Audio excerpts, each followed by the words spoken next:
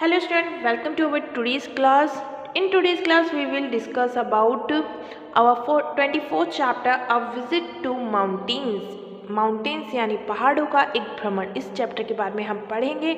But before reading the chapter, learn about mountains. What is a mountain and what is the difference between a mountain or hill or a plateau?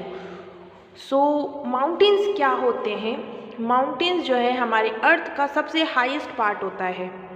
ये याद रखिए कि जो धरती है, जो ज़मीन है, उसका जो सबसे ऊंचा हिस्सा होता है उसे माउंटेन कहा जाता है. उससे थोड़ा छोटा जो हिस्सा होता है उसे हिल कहा जाता है. हिल एंड माउंटेन्स में डिफरेंस होता है. माउंटेन्स बहुत ऊंचे होते हैं और इनकी जो पिक्स होती हैं वो स्नो कवर्ड होती हैं, बट जो हिल्स होती हैं, हिल्स माउंटेन से छोटी होती हैं. एंड प्लेट्यू जो है इसका सबसे छोटा रूप हम कह सकते हैं, बिकॉज प्लेट्यू क्या होते हैं, प्लेट्यूज़ की जो पिक होती है वो पॉइंटेड नहीं होती है, बल्कि वो ऊपर से फ्लैट एरियाज होते हैं कुछ इस तरह से. स्टूडेंट देखिए यहाँ पे मैं आपके लिए कुछ ड्रॉ कर रही हूँ. तो ये जो एरियाज हैं ये होते हैं माउंटेन्स जो काफ़ी हाइट में होते हैं. इनसे थोड़ा कम जो है होती हैं हिल्स, जो जिन्हें हम पहाड़ियाँ कहते हैं. और प्लेट्यू जो है वो भी हाइट पे होते हैं, बट उनका जो ऊपर का हिस्सा है वो फ्लैट होता है कुछ इस तरह से. जैसे हमने यहाँ देखिए, यहाँ पे जो माउंटेन्स हैं इनका जो ऊपर का हिस्सा है वो पॉइंटेड है, बट जो प्लेट्यूज़ है वो ऊपर से पॉइंटेड नहीं होते हैं, बल्कि कैसे होते हैं, फ्लैट होते हैं. इस पे लोग अपना घर, अपना रेजिडेंट जो है वो इजीली कर सकते हैं. तो what is a mountain? Mountain क्या है? अर्थ का, लैंड का जो सबसे हाईएस्ट एरिया होता है उसे माउंटेन कहा जाता है. माउंटेन से छोटी होती हैं हिल्स, एंड हिल्स से भी छोटे होते हैं प्लेट्यूज़ यानी पठार, जो ऊपर से पॉइंटेड नहीं होते हैं बल्कि फ्लैट होते हैं. माउंटेन्स के ऊपरी हिस्से को क्या कहते हैं? हम पिक कहते हैं. क्या कहते हैं? पिक कहते हैं, यानी चोटी कहते हैं. ठीक है, तो ये कुछ इंट्रोडक्शन है आपका about the mountains, hills and plateaus. So the highest part of the earth is called a mountain. जो सबसे ऊंचा हिस्सा होता है धरती का या लैंड का, ज़मीन का जो सबसे ऊंचा हिस्सा होता है उसे माउंटेन कहा जाता है. और माउंटेन के सबसे ऊपरी हिस्से को पिक कहते हैं, यानी चोटी कहते हैं. माउंटेन की चोटी, ये जैसे फॉर एग्जांपल ये मान लीजिए माउंट एवरेस्ट है, तो अगर आप यहाँ तक पहुँच गए, आपने हाइक करके, जो हाइकर्स हैं वो यहाँ तक अगर आ गए तो इट मीन्स ये माउंट एवरेस्ट चढ़ गए. नो, ये पूरा माउंट एवरेस्ट कब चढ़ेंगे? जब वो यहाँ तक, इस पॉइंट तक पहुँचेंगे तब. अंडरस्टैंड? तो ये जो सबसे ऊंचा हिस्सा होता है एक माउंटेन का उसे कहा जाता है पिक. और इसी को रीच करने के बाद एक माउंटेन को आप जो है सक्सेसफुली क्लाइंब कर सकते हैं, चढ़ सकते हैं. आपको सक्सेसफुल कब माना जाएगा? जब आप इस चोटी तक पहुंचेंगे. Understand? Now let's read our chapter. Children, you would have seen mountains nearby your place, or you must have seen the mountains in some films or a picture. Student, आप लोगों ने माउंटेन्स देखे होंगे अपने नियर बाय एरिया में. कुछ लोग जो है ऐसे एरियाज़ में रहते हैं जहाँ पे चारों तरफ माउंटेन्स होते हैं वहाँ पे. और अगर आपके घर के आसपास माउंटेन्स नहीं है तो भी आप लोगों ने फिल्म्स में, पिक्चर्स में, फोटोग्राफ्स में, वीडियोज़ में जो है माउंटेन्स देखे होंगे. यहाँ देखिए कुछ क्वेश्चंस दिए गए हैं. Think and explain. How you ever climb a mountain in your life? क्या आप अपनी लाइफ में कभी किसी माउंटेन पे चढ़े हैं? What is the difference in climbing a mountain and walking on a road? और एक क्या डिफरेंस होता है एक माउंटेन पे चढ़ने पर और एक रोड पे चलने में? इन दोनों चीज़ों में क्या फ़र्क होता है? क्या डिफरेंस है कि एक सिंपल रोड पे हम चल रहे हैं उसमें, और एक माउंटेन क्लाइंब करने में, एक माउंटेन पे चढ़ने में क्या डिफरेंस होता है? तो स्टूडेंट, हम सब जानते हैं कि जो रोड्स होते हैं वो प्लेन होते हैं, इजी होते हैं उन पे वॉक करना. हम लोग अपनी जो डेली लाइफ है हम इसमें देखते हैं, रोड्स पे हम गाड़ियाँ चलाते हैं, वॉक करते हैं. बट जो माउंटेन्स होते हैं उन पे चढ़ना इतना इजी नहीं होता, बिकॉज उनकी क्या है, हाइट होती है, उन पे एक सीधी चढ़ाई भी होती है. वो काफ़ी हाइट पे होते हैं और उनका जो रास्ता होता है वो काफ़ी ऊंचा नीचा होता है। इसकी वजह से जो माउंटेन्स हैं उस पर क्लाइंब करना इतना इजी नहीं होता। Now Mount Everest is the highest mountain peak of the world. जो माउंट एवरेस्ट है वो दुनिया की सबसे ऊंची माउंटेन पिक है, यानी सबसे ऊंची पहाड़ की चोटी है। Its height is 8,848 metres. इसकी जो हाइट है वो कितनी है? 8,848 मीटर्स है। It is situated on the border of between Nepal and Tibet. और ये नेपाल और तिब्बत जो दो देश है इनकी बॉर्डर पे सिचुएटेड है। George Everest discover that it is the highest mountain peak of the world. और जो ये माउंट एवरेस्ट है इसकी खोज किसने की थी? इसकी खोज जॉर्ज एवरेस्ट ने की थी और उन्होंने बताया था कि ये जो पहाड़ है, ये जो माउंटेन है, ये दुनिया की सबसे ऊंची माउंटेन है। So it was called mount Everest on his name. और इसीलिए उनके नाम पर, जॉर्ज एवरेस्ट के नाम पर, इस माउंटेन को माउंट एवरेस्ट कहा गया। तो माउंट एवरेस्ट को किसने ढूंढा था सबसे पहले, और किसने बताया था कि ये दुनिया की सबसे ऊंची पहाड़ है? तो ये बनाने वाले थे जॉर्ज एवरेस्ट, जिसके नाम पर इस पहाड़ का नाम माउंट एवरेस्ट रख दिया गया। You must have climbed a hill to reach a temple built on it। आप लोग कई बार ऐसी जगहों पे घूमने गए होंगे, ऐसी जगह पर ट्रैवल किया होगा जहाँ पे मंदिर वगैरह हम लोग जाते हैं तो कई मंदिर ऐसे होते हैं हाई हील्स पर होते हैं, बहुत ऊंचाइयों पे पहाड़ियों पे बने होते हैं। तो आपने भी कई ऐसे मंदिरों पे जाने के लिए उन पहाड़ियों को चढ़ा होगा। Who was there with you? वहाँ आपके साथ कौन था? What instruction were given to you? Explain your experience। अगर आप कभी ऐसे किसी मंदिर पे गए हैं जहाँ जो मंदिर पहाड़ी के ऊपर है तो आप लोग उस पर चढ़े भी होंगे, तब आपके साथ कौन था और उन्होंने आपको कैसे इंस्ट्रक्शंस दिए कि आप केयरफुली जो है हिल के ऊपर चढ़े। तो आप अपना एक्सपीरियंस जो है यहाँ पे शेयर कीजिएगा अपने फैमिली और फ्रेंड्स के साथ। ओके, फॉर एग्ज़ाम्पल बहुत से स्टूडेंट्स होंगे जो अपनी फैमिली के साथ वैष्णो देवी के दर्शनों के लिए गए होंगे। और वैष्णो देवी का मंदिर हम सभी जानते हैं कि एक ऊंचे पहाड़ के ऊपर है। तो वहाँ तक पहुँचने के लिए क्या क्या उन्हें जो है डिफ़िकल्टीज़ हुई, उन्होंने कैसे उस पहाड़ को चढ़ा, उसकी चढ़ाई में कितनी थके या कितना उन्हें दिक्कत आई, वो सब यहाँ पे आपको एक्सप्लेन करना है, अपना एक्सपीरियंस शेयर करना है। नाउ यहाँ देखिए कुछ क्वेश्चंस हैं। Why do you breathe hard while climbing a hill? जब आप पहाड़ पे चढ़ते हैं तो आप मुश्किल से सांस क्यों ले पाते हैं? आपका सांस लेना मुश्किल कैसे हो जाता है, क्यों हो जाता है? Have you ever travel through the mountains? If yes, discuss it with your friends and right your experience. अगर आप कभी किसी माउंटेन पे चढ़े हैं तो अगर हाँ तो इसके लिए आप क्या करेंगे, अपना जो एक्सपीरियंस है वो अपने फ्रेंड्स के साथ डिस्कस करेंगे और उसको अपनी नोटबुक में भी राइट डाउन करेंगे। सो इसमें मेरा फर्स्ट क्वेश्चन जो है, how do you breathe hard while climbing a hill? कि एक हिल पर चढ़ते टाइम, एक पहाड़ी की चढ़ाई करते टाइम हम जो है मुश्किल से सांस क्यों ले पाते हैं? तो हम लोग जानते हैं कि हाई हिल्स और माउंटेन्स जो है हाइट पे होते हैं, उनकी एक सीधी चढ़ाई होती है जिसकी वजह से उन पर चढ़ना जो है वैसे ही डिफ़िकल्ट होता है। और जैसे जैसे हम चढ़ते हैं तो हमें थकान फील होती है एंड उसकी वजह से हमारा जो ब्रीथ है वो हम मुश्किल से ले पाते हैं, हम सांस जो है बहुत मुश्किल से ले पाते हैं। एंड मोस्ट इम्पॉर्टेंट थिंग कि जब हम हाइट पर जाते हैं तो ऑक्सीजन लेवल जो होता है, एयर का जो ऑक्सीजन लेवल है वो थोड़ा कम हो जाता है, जिसकी वजह से हमारा जो ब्रीथिंग सिस्टम है या हमारा जो सांस लेना है वो मुश्किल हो जाता है। Climbing on a mountain is difficult and risky. एक माउंटेन पर चढ़ना, क्लाइंबिंग का मतलब चढ़ना जो है वो डिफ़िकल्ट और रिस्की होता है। Many person lost their lives in climbing on the Everest.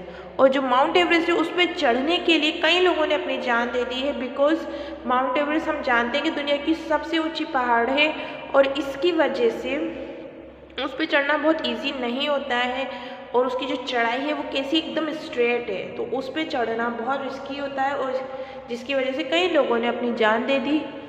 Due to its straight inclination. क्यों? क्योंकि इसकी जो चढ़ाई है वो, उसका जो झुकाव है वो कैसा है, सीधा है। और आप जानते हैं कि सीधी जो पहाड़ियाँ होती हैं उस पर चढ़ना ईजी नहीं होता। कोल्ड विंड्स और ठंडी हवाओं की वजह से लो एयर प्रेशर और हवा का जो दाब होता है, हवा का जो प्रेशर होता है वो भी कम हो जाता है ऑन हाइट। जैसे जब हम ऊंचाई पे जाते हैं तो जो एयर प्रेशर है वो कैसे हो जाता है, कम हो जाता है, ऑक्सीजन लेवल कम हो जाता है, जिसकी वजह से हमने अभी लास्ट उसमें पढ़ा कि जो हमारा ब्रीथिंग सिस्टम है वो वीक हो जाता है, हमारे को सांस लेने में तकलीफ होती है।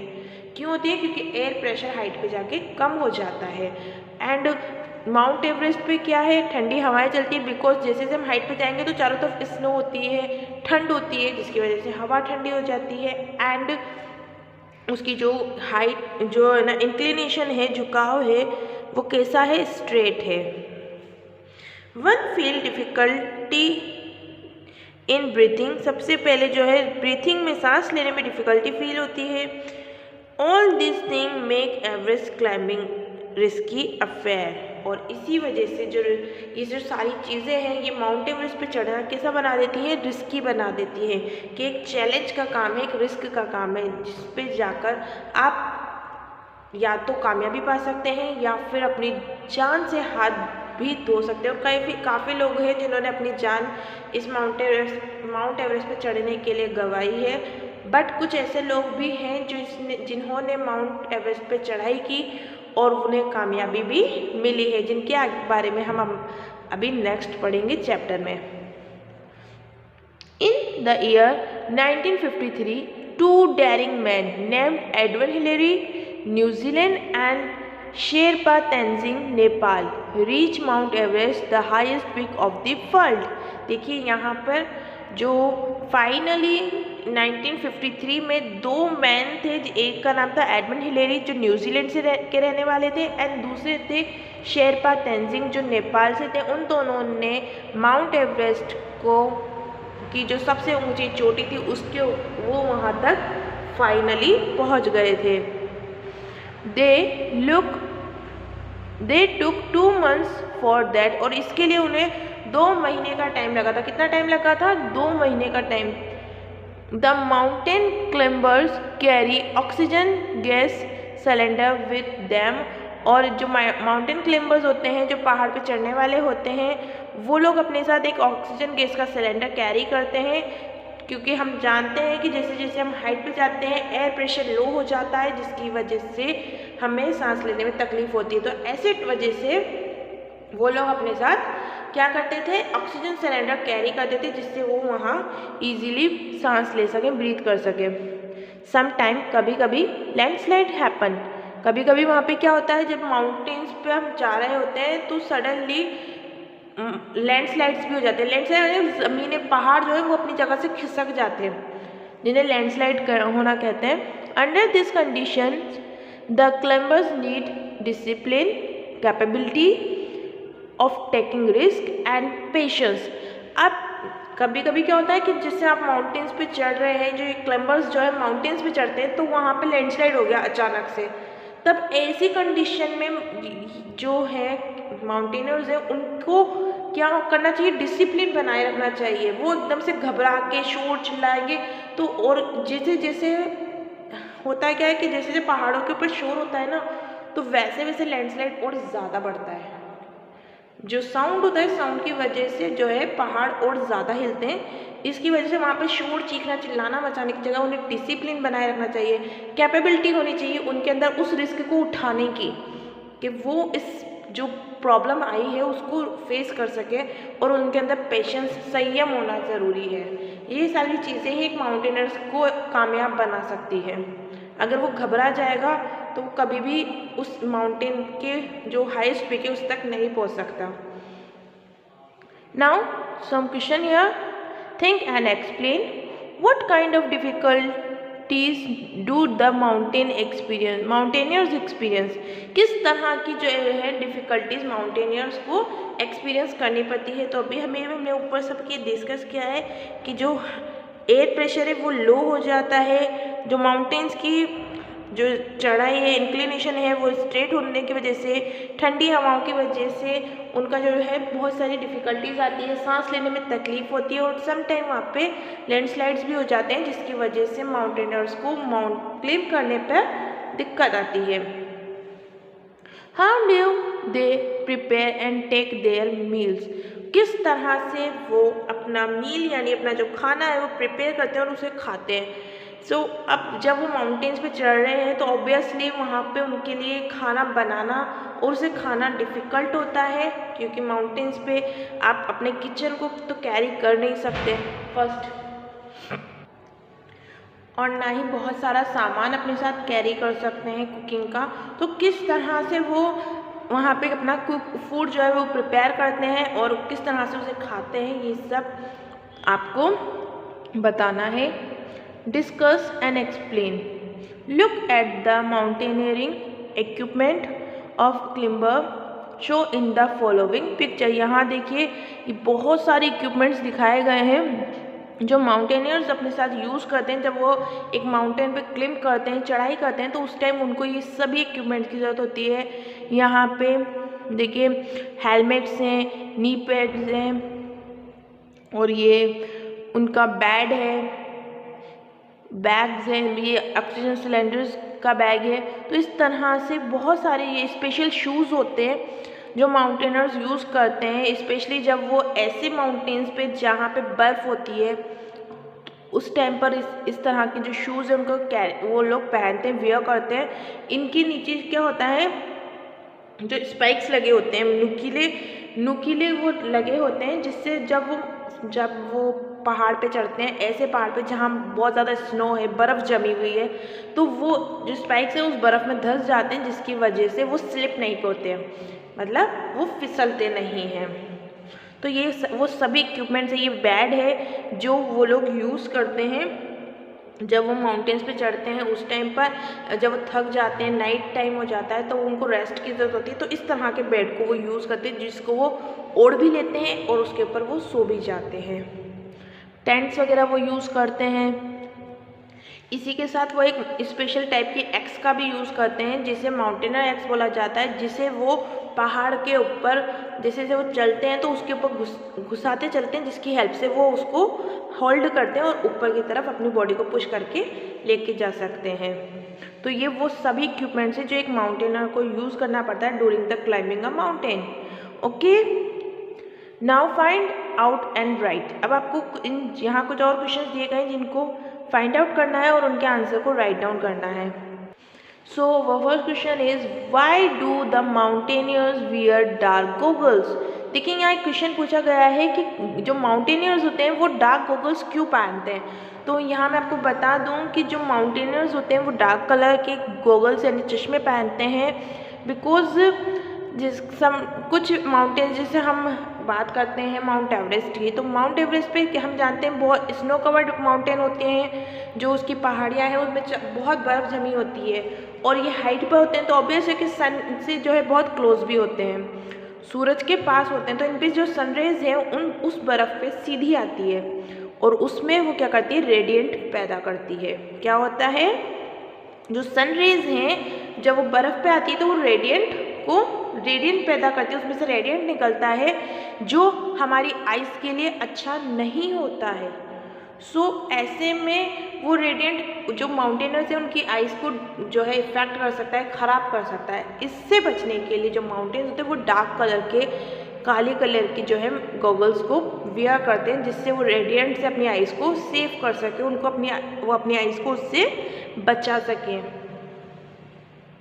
Now why do they carry pointed sticks along with them. वो अपने साथ पॉइंटेड स्टिक्स को क्यों यूज़ करते हैं। मैंने अभी आपको बताया था कि स्पेशल टाइप की एक्स होती है जिससे माउंटेन एक्स कहते हैं, उसका वो यूज़ करते हैं। उसके अलावा पॉइंटेड स्टिक्स का भी यूज़ करते हैं जिसको वो बर्फ़ में धंसा सकें, बर्फ़ में उसको होल्ड करने के लिए वो आसानी से, ताकि उसको बर्फ़ में उसको फंसा कर वो आगे अपनी बॉडी को आगे पुश कर सकें, आगे धकेल सकें, क्योंकि पॉइंटेड स्टिक्स होंगी तो वो बर्फ़ में धंस जाएंगी और वो बर्फ़ जो है उन स्टिक्स को होल्ड करेगा, जिससे उनको एक सपोर्ट मिल जाता है। What do the mountaineer wear gloves on their hands while climbing a snow covered mountains। अब ये पूछ रहा है कि जो माउंटेनियर्स होते हैं वो अपने हाथों में ग्लव्स क्यों पहनते हैं। तो ऑब्वियस है कि स्नो कवर्ड माउंटेन पे जाएंगे तो स्नो जो है बर्फ़ होती है और ठंडी होती है। तो जब हम अगर वो माउंटेन्स पे चले जाएंगे ग्लव्स नहीं पहनेंगे तो उनके हाथ बिल्कुल ठंडे हो जाएंगे। इवन कई बार ऐसा होता है ठंड की वजह से आपने भी फील किया होगा कि जब बहुत ज़्यादा ठंड होती है तो हमारे हाथ हम फील ही नहीं कर पाते, हमारे हाथों में मूवमेंट्स होना थोड़ा सा कम हो जाता है। और ऐसे में जब बहुत ज़्यादा ठंड हो, बहुत ज़्यादा स्नो में अगर आप कोई माउंटेनियर जा रहा है तो उसके हाथ अगर वर्क करना छोड़ देंगे या ठंडे हो जाएंगे तो उसे क्लाइंब करने में भी प्रॉब्लम होगी या अपनी चीज़ों को, अपने इक्विपमेंट्स को होल्ड करने में भी दिक्कत आएगी, हाथ जम जाएंगे। इस वजह से उन्हें ग्लव्स पहनना ज़रूरी हो जाता है। What is the use of pointed stick on the sole of a hiker's shoes? अब ये हाइकर्स जो होते हैं उनके शूज़ में पॉइंटेड स्पेक्स लगे हुए होते हैं, स्पेक्स लगे हुए होते हैं जो क्यों किस लिए होते हैं। तो ये कह रहा है कि क्यों ऐसे शूज़ वो पहनते हैं जिनके सोल में स्पेक्स लगे होते हैं। तो माउंटेन्स पे जा रहे हैं, बर्फ़ है, बर्फ़ स्लिप मारता है, स्लिपी होता है, तो इसकी वजह से वो पहाड़ पे से स्लिप खा के नीचे भी गिर सकते हैं। बट जो पॉइंटेड स्पाइक्स वाले जो शूज़ होते हैं उनके पास, वो उनको फिसलने से बचाते हैं, बर्फ़ में उनका पैर फिसलने से वो बचाते हैं और उनकी सेफ्टी पर्पस के लिए वो इस तरह की सोल वाले शूज़ पहनते हैं जिससे वो बर्फ़ पे स्लिप ना हो, फिसले नहीं और उनको किसी तरह की चोट ना लगे। तो ये सारे यूजेस होते हैं। मैंने आपको बताया कि यहाँ पे जो डिफरेंट इक्विपमेंट्स से बताए गए हैं ये सभी जो है माउंटेनर्स के लिए बहुत ज़रूरी होते हैं, जो उनकी लाइफ को सेफ बनाते हैं और इजी बनाते हैं जब वो माउंटेन्स पे चढ़ते हैं तब। While climbing a snow-covered mountain, the hiker carry along with them a special type of kit। जब माउंटेनर्स एक स्नो कवर्ड माउंटेन के ऊपर हाइकर्स चढ़ते हैं तो अपने साथ एक स्पेशल टाइप का किट कैरी करते हैं। This kit help them in the climbing and mark the task easy. और उनको ये जो किट है वो उन्हें हेल्प करता है माउंटेन पे चढ़ने में और अपने टास्क को ईजी बनाने में। The spikes on their shoes prevent them from slipping on the snow. और उनके जो स्पाइक्स लगे होते हैं उनके शूज़ में वो उनको स्नो पर फिसलने से बचाते हैं। यही सब चीज़ें अभी भी मैंने आपको यहाँ एक्सप्लेन की थी कि ये एक स्पेशल किट होता है जो एक हाइकर्स, एक माउंटेनर अपने साथ कैरी करता है जब वो एक स्नो कवर्ड माउंटेन पर क्लाइंब करने जाता है तब। So student, that is all in today's class. In our next class we discussed about the person who climbed the different mountains. हम नेक्स्ट क्लास में उन लोगों के बारे में पढ़ेंगे जिन्होंने अपनी लाइफ में अलग अलग माउंटेन्स पे चढ़ाई की और उन पे चढ़ने में उन्हें कामयाबी भी मिली और कौन कौन है जो माउंट एवरेस्ट पर चढ़ पाया। इन लोगों के बारे में हम हमारी नेक्स्ट क्लास में डिस्कस करेंगे। Till then you keep studying, keep learning, take care and bye.